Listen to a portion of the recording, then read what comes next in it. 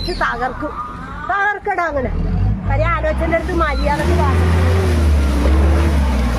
മര്യാദക്ക് വാർത്തിട്ട്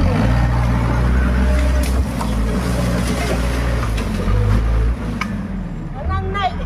കാര്യം മര്യാദക്ക് സംസാരിക്കാമെന്നാണ് സംഗീതയെ വഴക്ക് പിടിപ്പിക്കണ്ടല്ലോ എന്ന് ഓർത്ത്. അപേക്ഷയുടെ മിണ്ടാണ് എനിക്ക് അതൊന്നും ഇഷ്ടമാണ്. ചേട്ടൻ മിണ്ടാണെന്ന് പറഞ്ഞിട്ടുണ്ട്.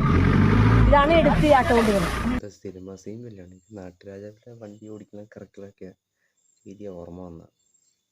പക്ഷെ ഇത് ഇമാരിയുള്ള അതിർത്തി തർക്കങ്ങൾ അയൽക്കാർ തമ്മിലുള്ള കാര്യങ്ങളൊക്കെ ഒന്നെങ്കിൽ സംസാരിച്ച് തീർക്കുക, അല്ലെങ്കിൽ പരസ്പരം ദ്രോഹിക്കാതിരിക്കുക. ഇമാരിയുള്ള കാട്ടായ കാണിക്കുമ്പോൾ അവൻ്റെ ധിക്കാരം നോക്കി വണ്ടി എടുത്ത് കറക്കി സിനിമ സ്റ്റൈലിലൊക്കെ കിടന്ന് കാണിച്ചുകൊണ്ടിരിക്കുന്ന അവൻ്റെ ധിക്കാരം ഒന്ന് ആലോചിച്ച് പോവുക.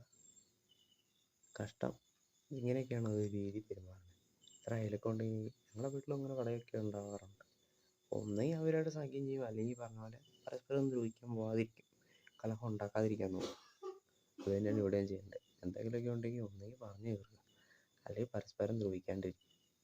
അങ്ങോട്ട് മിണ്ടാൻ പോകണ്ട, അവരെ സാധനങ്ങളിലേക്കൊന്നും പോകണ്ട, അവരെ അതിർത്തികളിലേക്കൊന്നും പോകണ്ട, മനഃപൂർവ്വം ഉണ്ടാക്കാനൊന്നും പോകണ്ട.